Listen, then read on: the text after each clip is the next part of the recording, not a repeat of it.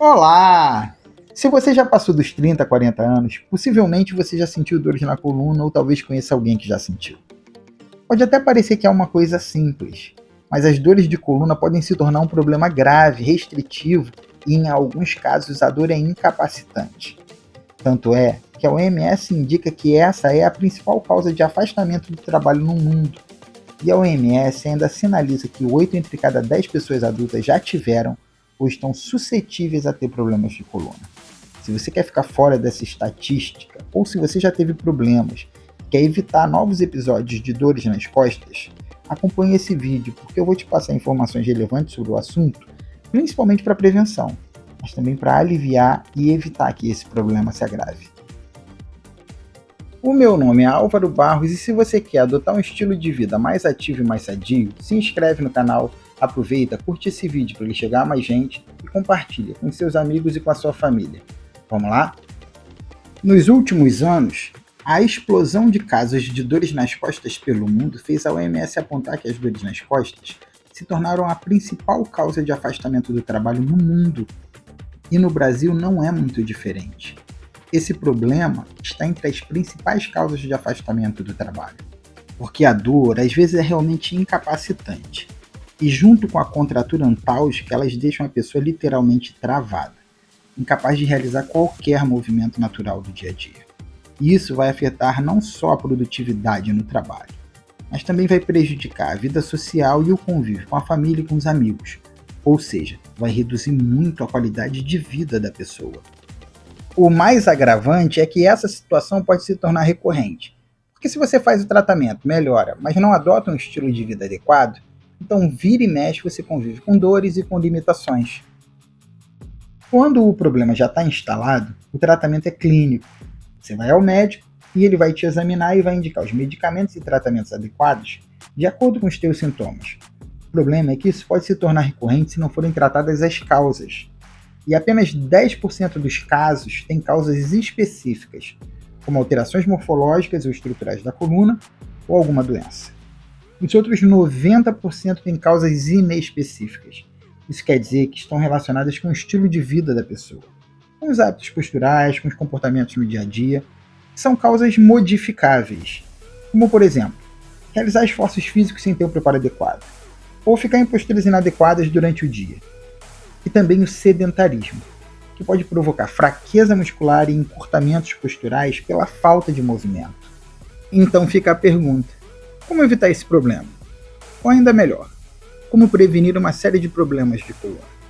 O primeiro passo é entender as causas, pelo menos aquelas que dependem do nosso estilo de vida, e agir preventivamente, evitando essas causas ou pelo menos reduzindo, tanto quanto for possível, atitudes que são prejudiciais e que podem ser até lesivas para a coluna. A primeira causa é a postura. Os desvios posturais que não são tratados ou que não são compensados. Eles podem ser naturais, por exemplo, a diferença entre os membros inferiores vai causar um desequilíbrio na coluna. Ou eles podem ser desvios adquiridos por causa de posturas inadequadas que são adotadas no nosso dia a dia. No caso dos desvios posturais, o mais indicado é buscar uma avaliação e o tratamento fisioterapêutico. Fazer RPG, pilates, cinesioterapia, enfim, buscar compensar ou pelo menos amenizar esses desvios. Mas, em geral, praticar exercícios físicos regularmente pode amenizar os efeitos e pode até mesmo melhorar a tua postura, que é o ideal, porque o exercício vai fortalecer os músculos posturais fracos e vai te ajudar a alongar os músculos que estão encurtados. A segunda causa é a falta de atividade física. O sedentarismo é um fator de agravamento dos problemas posturais, porque ele vai causar enfraquecimento muscular, redução da mobilidade articular e da flexibilidade, e ele pode provocar encurtamentos musculares e agravar problemas de postura. Além disso, a falta de exercícios e atividades físicas vai causar uma redução da lubrificação e da nutrição das cartilagens articulares, porque o líquido sinovial é produzido e liberado nas articulações quando elas são mobilizadas. Então o sedentarismo pode provocar problemas em todos os componentes articulares, com consequências graves para a postura. A terceira causa é o excesso de peso corporal, principalmente quando esse ganho de peso é rápido. O excesso de peso causa sobrecarga nas articulações, sobretudo nos joelhos, nos quadris e na coluna vertebral, principalmente na região lombar. O ganho de peso rápido, além de não permitir tempo para que as articulações se adaptem à nova carga que está sendo imposta, vai provocar aumento da curvatura lombar, pode amplificar desvios na coluna toda e propiciar encurtamentos musculares. E tudo isso vai ocasionar desequilíbrio na distribuição de cargas na coluna vertebral e na pressão sobre os discos intervertebrais, o que pode deslocar o núcleo pulposo, que é o centro do disco intervertebral, causando lesão no disco e provocando pinçamento dos nervos espinhais, por exemplo, o que acontece com o nervo ciático, gerando dores, formigamento, além de fraqueza e redução da mobilidade. E isso tudo pode provocar lesões cada vez mais severas se não forem adequadamente tratadas. A quarta causa são as cargas externas. Por exemplo, carregar ou levantar pesos de forma inadequada, levantar pesos excessivos, cargas bruscas, movimentos repentinos enquanto está carregando peso ou até permanecer em posições inadequadas. E também os esforços ocupacionais e as posturas do dia a dia, que elas se repetem prolongadamente. Além disso, carregar bolsas, mochilas, sacolas de um modo unilateral também vai ser prejudicial para a postura, principalmente para quem é suscetível a vícios posturais. E quando nós falamos de postura, a principal estrutura é a coluna vertebral. Ela é um conjunto de 33 vértebras sobrepostas, sendo que as regiões cervical, torácica e lombar são móveis, com articulações que permitem movimentos em diversas direções. Elas são articulações do tipo sinovial. E as articulações do sacro e do cóccix são restritas em termos de movimento. São articulações do tipo anfiartrose, articulações semimóveis. As articulações sinoviais são aquelas que permitem movimentos amplos, e elas são revestidas pelas cápsulas articulares, que produzem e liberam o líquido sinovial.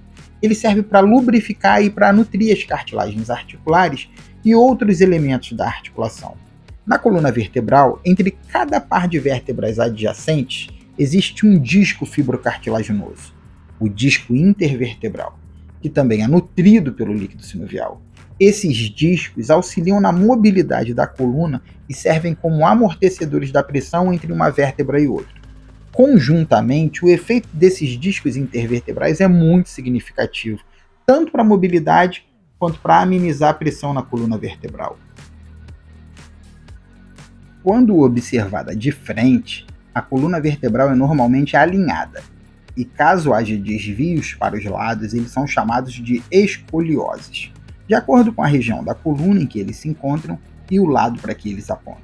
Geralmente, esses desvios são compensatórios de diferenças dos membros inferiores, e em algumas vezes eles formam um S compensatório.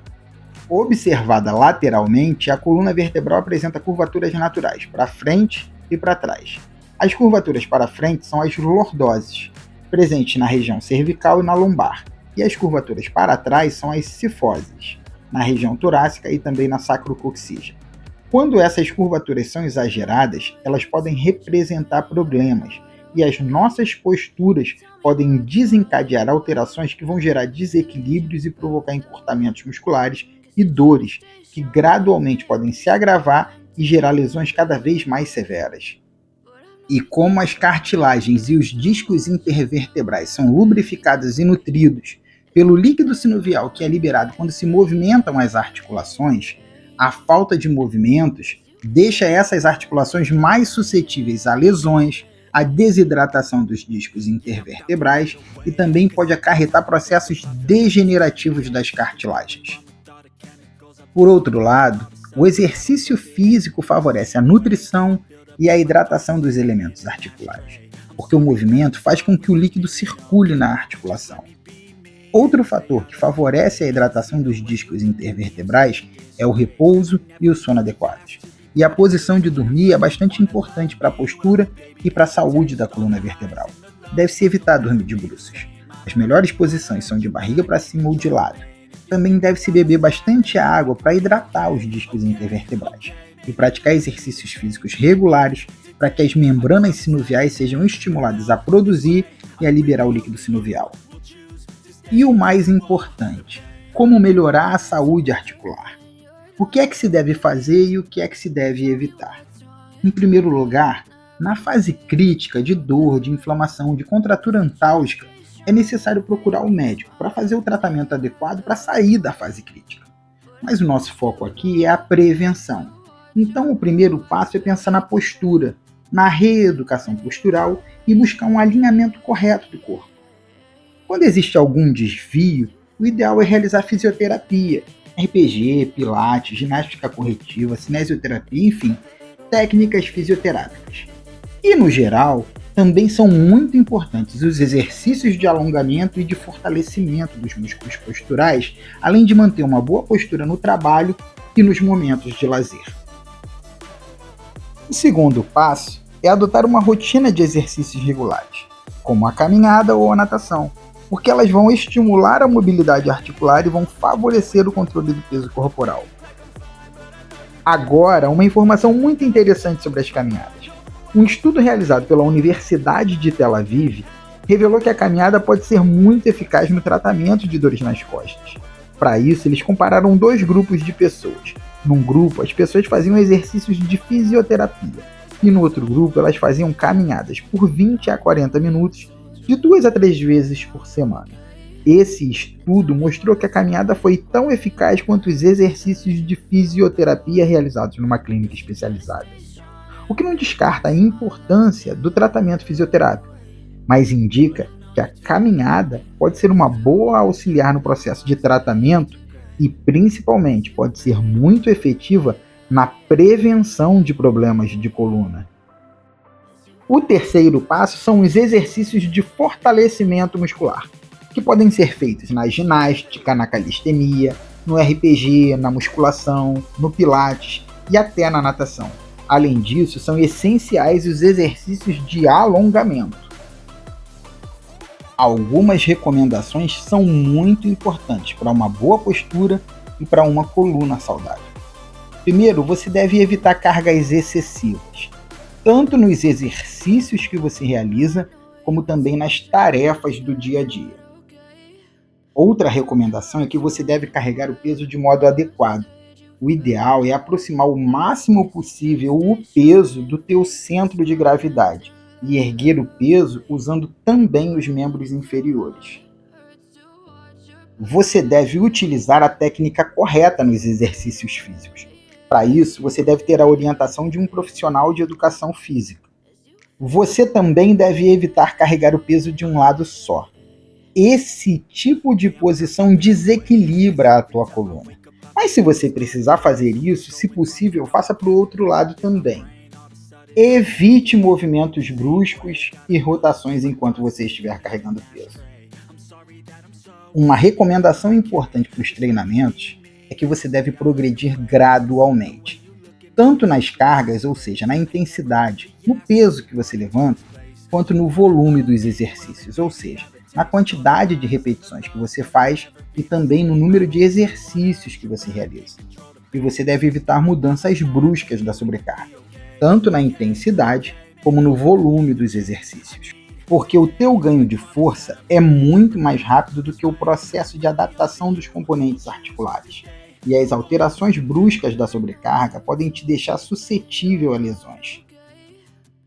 E nós podemos elencar alguns motivos e benefícios de praticar exercícios físicos para a coluna e para a postura. Mas isso eu vou deixar para outro vídeo, em que eu vou te apresentar um guia com exercícios para fortalecer e alongar os músculos posturais. Agora aproveita que você chegou até aqui e deixa o teu like. Valeu, até o próximo e lembra, pequenos começos podem te levar a grandes resultados. Um abraço, tchau!